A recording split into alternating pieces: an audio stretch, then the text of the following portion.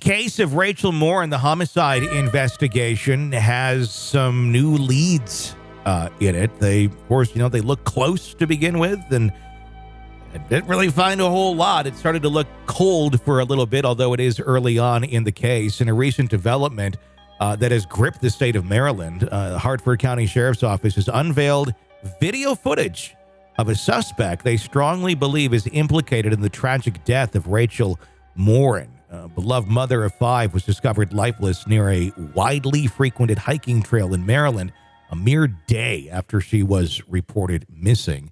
The haunting circumstances surrounding the death of Rachel Hannah Morin on August 5th of 2023 have compelled the Harford County Sheriff's Office to appeal to the general public for help in a bid to expedite the investigation. They took to social media on Thursday of last week, earnestly soliciting any leads or details that might assist them in identifying and locating the individual captured in the surveillance video. They underscored the severity. Have you seen that video? Yeah, it's a guy with no shirt walking out of a house, but you don't really get to see his face very well. You kind of get a side profile. But where's the house? I'm trying to figure out what the house is. Whose house is this? I'm not sure. Let's see if it's talked about in here. They underscored the severity of the case, reminding the community of the homicide that transpired along the popular Ma and Pa Trail in Bel Air, Maryland. The discovery of Morin's demise was particularly harrowing. She was reported missing on a day she was last seen by her partner, having ventured out for a routine run on the trail but never made her way back. It was determined volunteer from the ensuing search party who came across her remains along the trail the subsequent day. The discovery confirmed the fears of many, and it left everyone in shock. Harford County Sheriff Jeffery Gahler has been steadfast in updating the public. In an earlier news briefing, he communicated the gravity of the situation, stating that certain indicators undeniably pointed towards homicide. Reiterating their dedication to the case, Gahler assured reporters that their team is exerting every effort possible, promising that thorough investigation. The surveillance footage that we're talking about that's been brought to light is particularly alarming. It showcases a suspect who's an individual exiting a residence after an alleged home invasion in the distant Los Angeles, California area. This man, described by eyewitness accounts, stands at approximately 5'9", weighs about 160 pounds, and is likely between 20 and 30 years of age. Notably, he possesses a muscular build, dark hair, and is believed to be of Hispanic origin. In a surprising turn, the Los Angeles Police Department weighed in on the investigation. They confirmed that pesky DNA discovered in the Morin homicide aligns with that of a suspect identified from a previous residential burglary and assault case from March 26 of 2023 in their jurisdiction. Furthermore, the statement from the Los Angeles Police Department also made their comment, revealing that detectives have been listening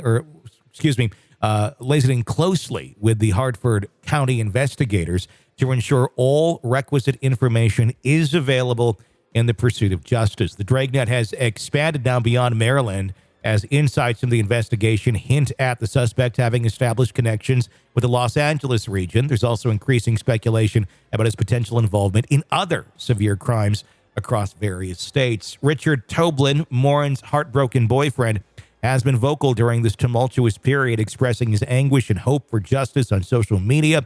In a heartfelt post, Toblin said, "I love Rachel and would never harm her.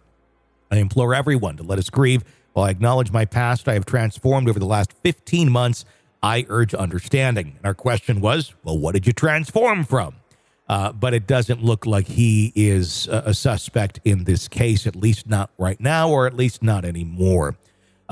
What I'm wondering about this whole thing is, having released that video, is that going to help or hurt this investigation? I'm going to guess they don't know where this guy is, and now they released it in the hopes that someone will recognize him and he will be found. My other concern with it, though, is people will recognize this video. He will realize that people are looking to find him and will make him run even further and go into hiding, making it more difficult. I guess it's kind of a bet they have to make and see where it pans out of what's going to be more beneficial to finding him.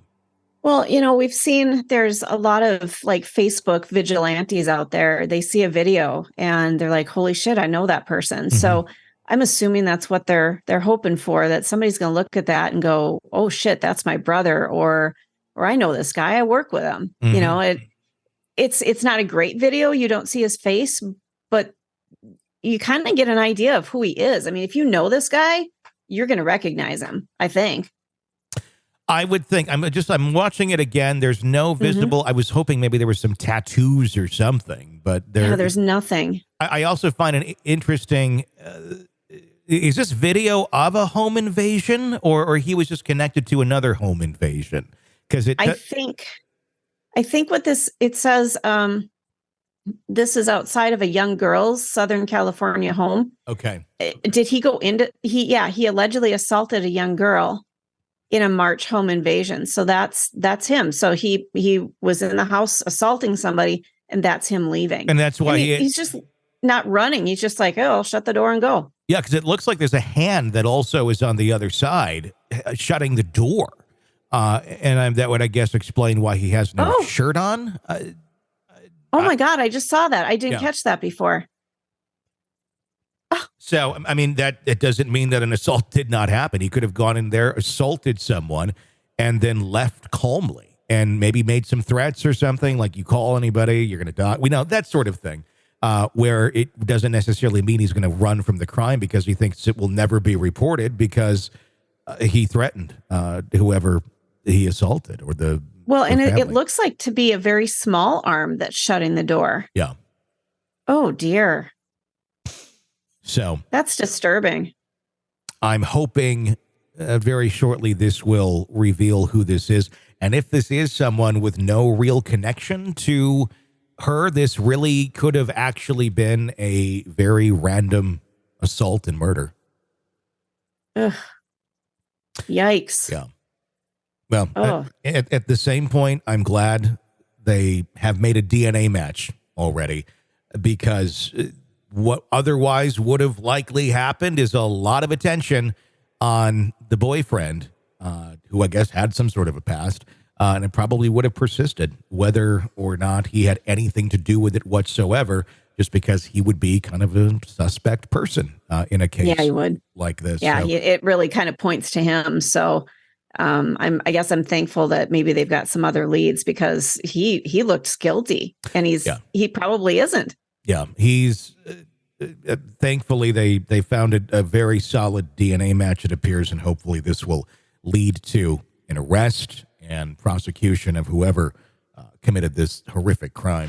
You're logged into the Hidden Killers podcast. Want more? Start binging on all of our true crime podcasts right now through Apple Podcasts, and get an ad-free experience when you sign up to be a True Crime Today Premium Plus member, exclusively on Apple Podcasts. More of the Hidden Killers podcast, dropping soon. Press subscribe now.